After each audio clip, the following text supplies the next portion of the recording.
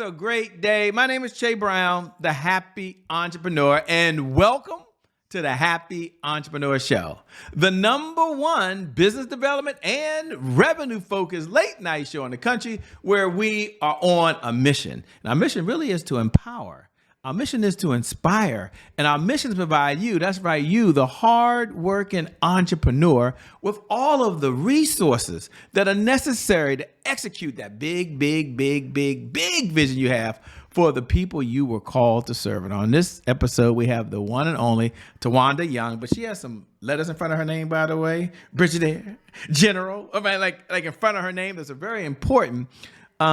That's here, but today she's I can just call her T. Isn't that kind of cool? But she is Brigadier General Twanda Young. She's in the building. Thanks a lot for joining, and more importantly, thanks for talking about a subject, next leaders, which is going to be pretty cool. What's going on? Not much. I'm just happy to be here. Thank you for having me. I'm happy to be here as well. And let me just address the elephant in the room, because you've held leadership positions. You've helped others get to where they want to get to. And today's topic is next level leaders. And we'll be talking about whatever this P3 mentality is. But before we get into that, I hate to be so funny, but I got to address it.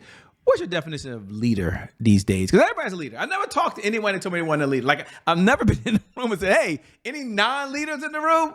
Nobody raises their hand. So what's your definition of leadership? We'll use that today. What's your definition of leadership? I think that's a fair question.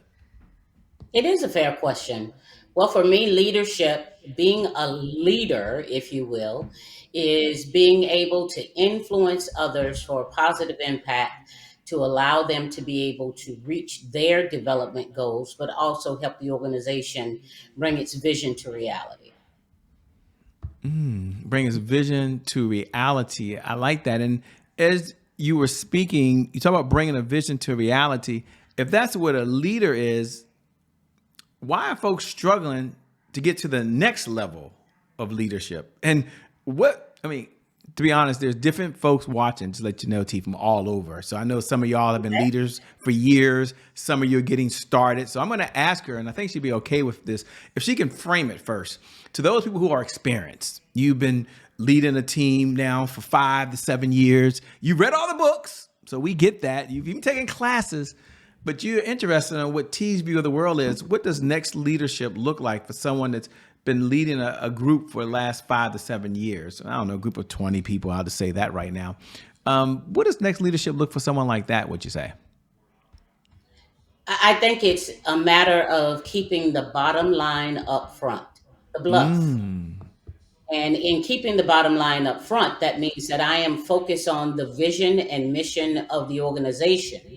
But I'm also looking at, as a next level, what does it require for my team to be developed in order for that vision to come to reality? If I am in this position as CEO, as manager, as supervisor, I'm looking for what is it, as far as knowledge, skills, and abilities, that I need to bring to the table in knowing my craft the best way I can. But what do my people need in order to help me facilitate meeting the CEO's vision, meeting the reality of the bottom line up front of the organization, and the brilliance that that organization has been committed to bring to the world. So you, as a leader, need to look at, from your foxhole, no pun intended, being military for 33 years, but looking at it from your foxhole, how do I need to garner, make sure my foxhole is fixed so that I am a useful tool in the toolkit of the organization?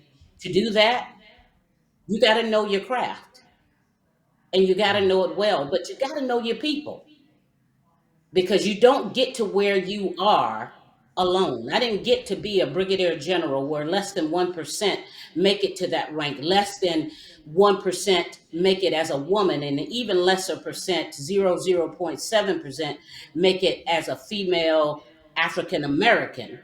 I had to know my people. I had to know my craft. And I had to be emotionally intelligent enough to know how to deal with people and how to get the best I could out of people in order to make sure that I use that to help bring the organization's vision to reality. Well said. And we're going to get into her background. I know some of you are watching saying, Shay, who in the LL Cool J is this person talking? I don't know. I didn't get a chance to read her resume. I didn't go to the website yet. I hadn't read her bio. I just don't even know who this person is talking. Don't worry. In a moment, I'm going to ask her to tell her backstory, okay? Because you don't know her. And others of you like, Shay, I already did my research. I'm here. Ask the question that's on my mind because, T, there's some folks who are dualpreneurs watching right now. They work a full-time job. They're a full-time entrepreneur, and they might be curious on what your view of the world is and on leading people who don't directly work for you. They're entrepreneurs that have to work with others through collaborations. There's entrepreneurs specifically who hire people who might be 1099s, means they don't work for them full-time, but you're leading them. So the question directly is, what's your suggestion, I should say, and make it kind of broad, to entrepreneurs on how they can lead individuals who don't really directly report to them, if I can say it like that? Yeah, I would tell you, as an entrepreneur myself, you have to build systems and processes. Those who do not work for you, everybody thinks and look at TV and you think, okay, what I see on TV, the order is given and it's executed on time, it's done exactly like the leader says. That's a bunch of hoopla. You have to learn how to lead people, but in order to lead people, you got to learn how to lead yourself. And that means that you got to have your time management down pat. You got to know what it is that you are trying to achieve. What's the goal? You got to have a plan in place that can be clearly articulated to your people. So then when I bring on people that are not, as you say, working directly for me, but they're still a part of my system. They're still a part of my family and my community of my organization. I have to be able to onboard them properly so that they understand what is my value proposition. Why does LT3 Leadership Solutions exist? And why am I putting time, effort, money, and sweat into this organization for the betterment of society? And you have to have a way of articulating that to your people so that they can buy in. People come to jobs day in and day out for multiple reasons. One, I just need a paycheck. I got to pay, rob Peter to pay Paul, and Paul want to be paid right now. So what I got to do is do this job. But it's more rewarding when people come and be a part of your organization and a part of your vision as an entrepreneur. We got visions, we got dreams of what we think things can be and what we want them to be. We have to be able to articulate and communicate clearly what that vision is and allow them to see themselves as a valued member and part of that vision. And when you can articulate that back to that bottom line up front of why we do what we do, what's the goal, why it's the goal, how we plan to obtain the goal, and once we've attained it, what is the value that we bring to society by doing so, then people can buy into what it is that you're preaching. Kind of like a PK kid. Now, I know you said you're going to get to my background, but as a PK kid, the pastor's preaching to the flock. I got to get you to buy in why salvation is so important to your life and to why it is a necessary entity for you to push forward to and push toward in order to be the best person you can be in life. So I think you got to know your craft. You got to help people understand what the vision is, but more importantly, you got people to see the value that they bring, and you need for them to bring to make sure that that vision comes to reality. That's a perfect segue. Said well to a little bit about your backstory, and for those folks out there saying, "Shay, you're going to get to this P3 mentality. What is it? What's the backstory on that?" The answer is yes. We should be able to give you all the details. We're going to get as much as we can in the time that we have. So don't worry. We're going to talk about P3 mentality in a moment. But I just want, if I can, to get T to tell us about who are you, because that's the question, and what's the backstory that led you to really doing what you're doing now, which you really seem to love, which is helping folks not only become better leaders, but have a greater impact, not only in their organization, not only in their community, but in the world. So what's the backstory? Who is Twanda Young? That's very simple. Twanda Young is a little snot-nosed girl from Darlington, South Carolina. My parents, Pastor Annie Lou Williamson, who's age 91. My father, Deacon Willie James Williamson, who's age 92. They've been married for 74 years, so longevity and stick to itness and focus is in my bones and in my blood. And I come from a military background. My brothers and sisters have served this nation and have encouraged me to do so. And I have been honored to be able to serve for 33 years. I am a professor at Bowie State University, where I teach on leadership development, conflict management, and career management.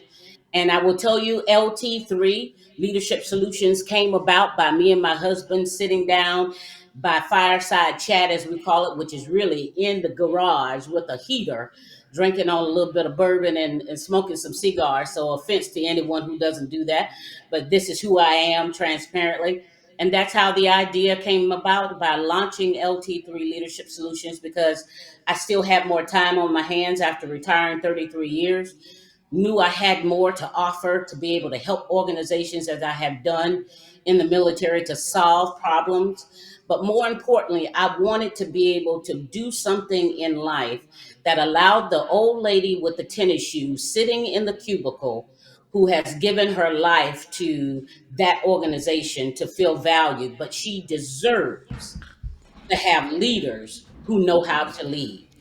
And because I know how to lead, and I'm still learning every day, and that's the beauty of leadership. You never reach that pinnacle. You're always learning and continuously pushing yourself. I wanted to launch a business that would offer solutions to organizations to make the environment and culture better for that little lady with the tennis shoes on to enjoy coming to work every day. I love it. Make the organization better, which means they get more productivity. It means they get higher results, which means everybody is happy in the perfect world. Which In I a know perfect everybody's world, which perfect. we know it's not, right? So we know Yeah. that every in a perfect world it's not. But if leaders have the tools in their toolkit or toy chest, whatever you want to call it, or in your rucksack, to be able to understand emotionally how they are showing up for their people or not showing up for their people. Because leadership, again, starts with us leading ourselves and being emotionally aware of who we are and how we're showing up and how we're impacting people. You know, when I talk on a different podcast and have opportunities to be a keynote speaker, I talk about the importance that, think about this for a moment. Our children spend the better part of their day with their teachers. And when they come home, they're emulating what they saw their teachers do. They're no different from people that come to work every single day. They emulate the leadership that they have been under for the better part of their day. They begin to take on that mold of what they think a leader is. And if we're showing them wrong, that's what they're picking up. And that's going to make it harder for when they do get in those supervisory and managerial jobs or even CEO positions. They're not going to treat their people with dignity and respect. They're not going to be the atmosphere changer that comes in the room, and everybody in the room understands that when they walk in, that the leader is now present and there's going to be a change for the better of the organization.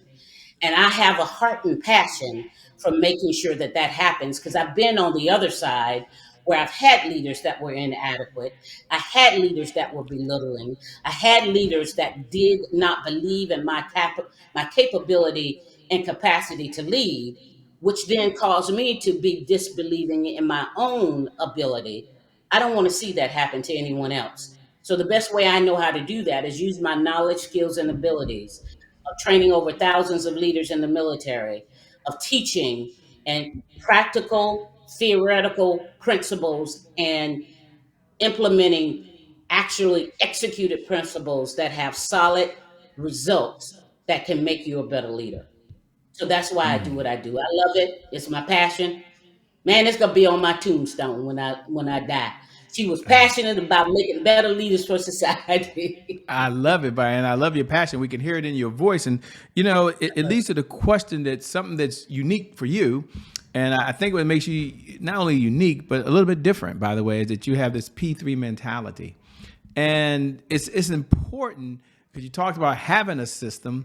I know it's unfair to ask you, but I want you to take a moment and define, what's the backstory behind P3 mentality, And then number two, what is P3 mentality? And this is a good time for everyone that's listening right now or watching. If you're fortunate to be able to watch live and you're watching now, or you're on one of the syndicated platforms, you got to hold this long lost video file to lean in, because it doesn't matter if you're experienced or an expert that teaches this, or you're very new, like you've been doing this less than 3 years. You have an opportunity to grow. So talk about P3 mentality, because I think it's really the foundation for being able to get what you want in success. Oh, sure. I will tell you, P3, the backstory is in 33 years of my military career at the senior rank. I've gone from the lowest level of an officer to the highest, almost the highest. I would say the highest is a general, but a four-star general. But in going through those experiences, I've had leaders that have tested me. I've had some great leaders that I have learned a lot from. And then I had some leaders that were just inadequate in their ability to develop the people that they had the privilege and honor to lead. And through each one of those leaders, I had to come up with my own internal way of dealing with getting through those leaders. See, the Army sends you out and they send you on what we call tours. And each tour is normally about 3 years. So think about being under a leader that you can't get away from, that does not have the ability to motivate, doesn't have the ability to aspire, and definitely does not have the ability to lead an organization. That you got to stay under them. And through those experiences that I've had along the way, I developed what is called the P3 mentality, where I've had to learn how to persevere. I had to learn how to be persistent, and I had to learn how to have patience with the process. So when I say be persistent, I had to persist on knowing, why was Tia there? What was the lesson I was supposed to learn in order to make me better? Was it to learn from that leader? Here are the things you don't do. Here are the things that you do. Here's the things that you can take and reshape and remold to be better in order to bring an organization that is in chaos and that the climate is toxic, to be able to bring a team of individuals together. That's the persistence part. And persevering was going through those different challenges of understanding it's not an overnight success, that I had to learn how to be better at my craft. I had to learn how to be a better communicator. I had to learn how to be a better strategist in understanding what were the external and internal resources that I needed in order to pull in to make sure that I provided the resources my people needed in order for my organization to flourish. That's the perseverance piece. But then the patience with the process is that when I didn't get it the first time, when I fail forward, whether you say fail forward, whether you say that I found a weakness that I needed to shore up, whatever that is for you, that when you find here is an area that I could do better at, here's a part of my craft that I need to be better at in order to be a better tool, a better resource for the organization, or a better resource for my family, because it's just not in your work life, it's in your personal life. For me to show up as a better parent, here's what I needed to do in order to be better at that particular thing, whether that's writing in my communication, whether that was being able to articulate verbally, whether that was being better in understanding people, observing and understanding and having better interpersonal skills, whatever that was, give myself patience and grace with the process to work on those things, develop that plan, execute that plan. Because you remember, a plan is great, but without execution, it's just words on a paper, on pieces of paper. I had to put that into play. So once I started doing that, being persistent about my goals, persevering through the hardships and the challenges, the valleys and the lows, and triumphant in the highs, and giving myself grace through that process, at the end of the day, I was a better leader. I was a better person. And we use that same model as we do executive coaching, as we do training for organizations to help their leaders understand that they are human and they're Mm. just human people. You talk about being human. You talked about the P3 mentality. I love it. I love the perseverance part. I love the whole piece of it. I think it makes sense. And, for the new leader that's listening, earlier in the show, you talked to, I would say, senior leaders. And this is applicable to everybody. But if you had an opportunity to sit on the couch and you had a couple of minutes with a new leader, maybe they just getting ranked up to leadership now. They're charged, so they're less than 2 years. And you had to say, you just gave P3 mentality, but you say, here's one piece of advice that I would share with you. What would you say to those young, eager leaders who still are bright-eyed, bushy-tailed, and ready to change the community, change the world? What would you say? What would your advice be? I think we all still bright-eyed and bushy-tailed and want to change the world. That's what Forever and that's what always, makes right? it exciting, right? Now, I would tell them this that I've learned along the way is having a SID approach to leadership. And I would break it down to them like this: be strategic in your focus. What is the goal that you are going after? And why is it a goal? Be clear about what that is. Because in order for you to be able to share that with your team, in order for you to be successful, you got to be able to articulate the value of that strategic focus. Then I would tell them to be intentional in the value that that focus is going to bring, that it can't always be about you as the leader. You're going to get your accolades, you're going to get the increase in pay. But how is the value of that strategic focus going to bring benefit and to those who work for you and the organization and society as a whole? And then the last thing, which is so critical, is having enough information to make a decisive decision. Do you have enough information? Are you taking in the advisement of your team? Your team is there as experts to give you advisement on areas that you got a blind spot to. As a general officer, I never knew all the answers. That's why I was a generalist. I had a staff of experts that were there to tell me, ma'am, did you consider this? Ma'am, this is another piece of information we need to look into. We need more research here. We need to extend a olive branch to this organization who has the resources we need. So, do you have enough information to make a decisive, informative decision? The SID approach. If you do that, not only in your business, but if you do that in life, you'll make better decisions that have more impact for not only you, but for the organization and society as a whole that you are destined and committed to impact. I love it. I love your words of wisdom. I love what you share. I love the SIG approach. And, we have a few minutes. We have a few minutes now. One of my questions I just love to ask when we have a few minutes is, what's one of the best pieces of advice maybe you've ever been given? And you've been given a lot of advice. I mean, you've read a lot of books, you've gone to school, you've taught, you've been trained. But if you had to think of all the mentors you had on this journey of life and so many people that have come across your path, if you had to step back and say, Shay, here's one of, there's a lot, but here's one of the best pieces of advice I've ever been given that I just want to pass to the audience. Whether you want to be a leader or not, maybe you're a leader in your family, congratulations. Maybe you're a leader in your community, congratulations. Maybe you're a leader in your faith walk. It doesn't matter, congratulations. Or maybe you got charge of an organization, you're an entrepreneur. We know one thing to be true, at least according to Shay Brown. You might not believe me yet, but you're a leader of one, as they say, before you're a leader of many. So what's one of the best pieces of advice you've ever been given? Oh wow, you're right. I've been given a lot of advice because, as my mom says, I'm a hard head. I have to learn lessons the hard way. The best piece of advice I would say that been given was done by Major General Jason Evans, and he was my boss in my last job as the deputy commander of HRC, which is the largest HR organization for the Army and in the U.S. Honestly, was a mentor is not someone who has to be there with you day in and day out.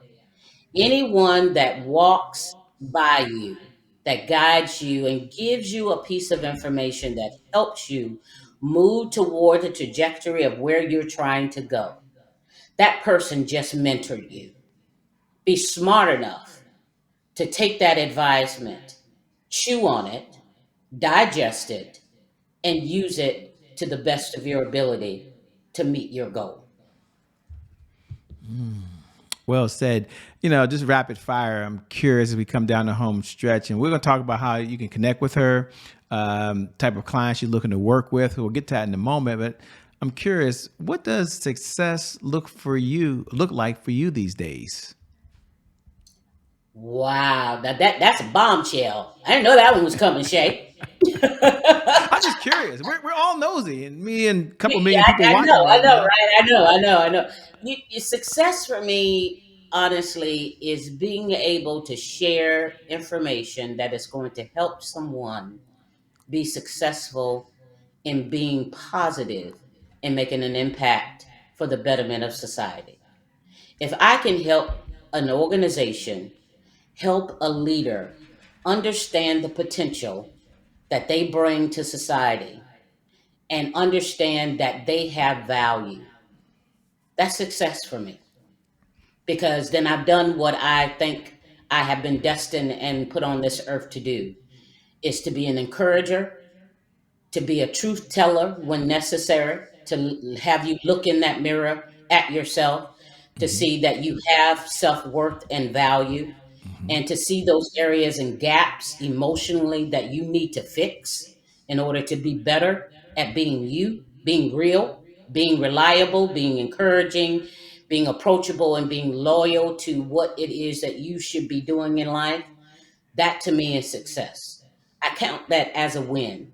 My daily ritual is every night is to put my head on, before I put my head on the pillow, is to count the wins that I've had. And if I've done that for at least three people, then that's success for me for that day. Wow. And something that I look up to you. I look up to you, Maya, for a whole lot of things. But you've been married, I believe, happily married, from what I can see. But I will say married. You can add happily in there yourself. Yes, yes, For a yes. number of years. I'll let you tell the number of years. I want you to do that, and then second, behind that, what's one of the ideas or lessons or secrets you would share to someone that wants to be in a happy, thriving, and again, ladies, this is a unfair question, but she's used to this stuff. She's a leader. But what would you say to someone that wants to be in a happy relationship with someone they love and trust and admire? So two-part question. Number one, how long you been married? Number two, what's been the secret to the happiness? Well, one, I've been married for 33 years, coming up on 34 next year, to Dr. Tracy Bernard Young. I call him my Angus, my boo thing. And I will tell you that we have learned in the course of our relationship is that communication is key to our success as a couple and as friends. It is learning how to communicate with each other in a way that allows for the other to express whether it's something that's going to be hurtful, but you really need to hear it. And believe me, he's done that for me throughout my career, and I appreciate that. And I respect him for it. Didn't like it, but it was necessary in order for me to grow. And I've done the same for him. So communicating, sharing honestly from the heart in a way that is not done with a mindset of hurting the other person, but to see them grow and flourish, has helped us as a couple. And I call us a power couple, if I may, that has allowed for us to be an example for others. Now, we are by no means perfect. We do P3 mentality all day. We are persistent about loving each other. We persevere through challenges and misunderstandings and different goals, but we also give each other patience with the process. And we are graceful toward each other to allow each other that space to grow. And here's what I think is really cool, and that was spot on. Again, she can handle, ladies and gentlemen. She'll be just fine with this. But you've also been able to, I'll say, as an entrepreneur now, because in your second life, we'll call that your second life. How have you been able to work together with a spouse? Now, again, this is not a marriage counseling session, but you got to be curious. Like, she's an entrepreneur, and sometimes you hear, well, when you're an entrepreneur, the person's not an entrepreneur. There's this battle going on, but he is an entrepreneur as well. So, how do you get along when you're both entrepreneurs in this wow small business arena, what's Mm. one of the things you would share with folks? I know communication is important, so That, I that get right that. there And is a bombshell. That's a yeah, yeah, bombshell. I'm just curious Let because me y'all are let always me tell you. together. He's happy. I He's know, there. I Like, know, I'm I know. curious. Let me tell you, the truth and transparency of it is that I had to learn how to articulate to Tracy what my vision was. Back to what I've said before as a leader. You got to be able to articulate the vision to the people you want to be partners with in order for them to understand what is the value and why are you so passionate about doing what you do. And it wasn't until I was able to articulate that and for him to see it, right? So, understanding that he is a visual learner, I had to show him the impact. I had to be on stage as a keynote speaker. And then, after getting off stage, having people come up to me, talking to me. I had to write a book and then having people tell me it was transformative for their lives. I had to do executive coaching and have have people come back and say, "Wow, that has allowed for me to get to that promotion level I wanted to get through based on your guidance and counseling."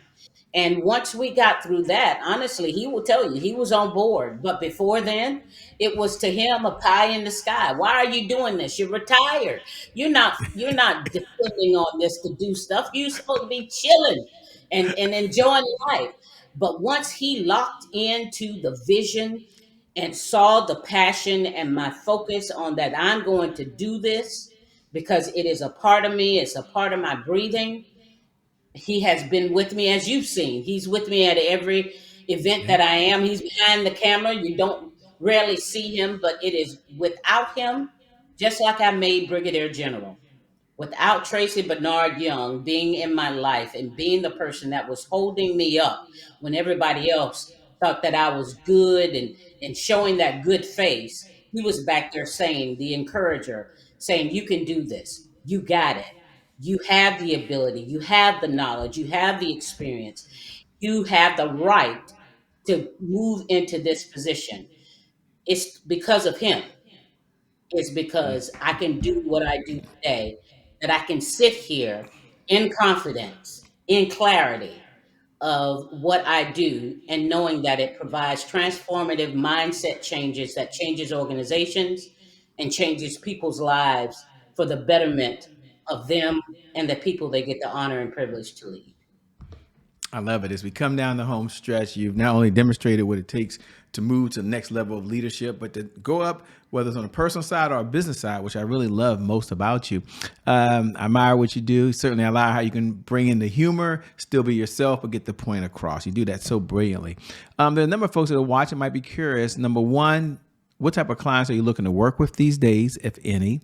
And number two, how can they connect with you? What's the best way to connect with you to stay in this conversation over and beyond the time that you and I had right now?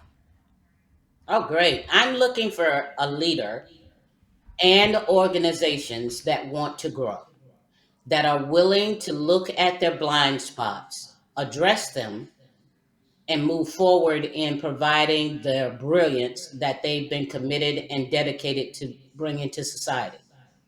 If you are a leader that is dealing with conflict, but you don't know how to deal with it, you don't know why you can't move from point A to point B, why you keep losing people, why your retention rates are going low, why team synergy is poor, then I'm a person that has been down that road, has not only the certifications, but the experience and knowledge to be able to help you move to the next level of growth. How you can connect with me is on all social media as Twanda, Twanda .young on all social media, or you can go to my website at LT3, the number three, LT3leads .com, or you can reach me at my email, Twanda.young at LT3leads, or take this number down and just reach out to me personally. This is my personal number. I will pick up 757-572-8341. And let's have a chat. But more importantly, let's move forward. move forward. Well, thank you so much, let me say, for being on the Happy Entrepreneur Show. You have a heart to give, a heart to serve. I've had a chance to sit down with you, had a chance to see you in person. I'll see you again in person and hang out with you and Tracy. So thanks for all you do. God bless and keep doing God's work. Thank you. And thank you to viewers. Thank you for tuning in, by the way, because, well, without you, we don't have a show, by the way. So I never get tired of reminding you every night at 11 p.m. Eastern Standard Time, no matter what's going on in your life, whether you're doing really, really well, and as she just said, you're going to that next level of success, or maybe you've been hit with the punch that you never saw coming. The one thing I do believe is that today is your January 1st. And because of just that one reason, you get a fresh start. You get a do-over. And I believe for you, your best is still yet to come. With that being said, my name is Shay Brown. I'm out. Peace. We'll see you all, well, on the other side. God bless everybody. Bye-bye for now.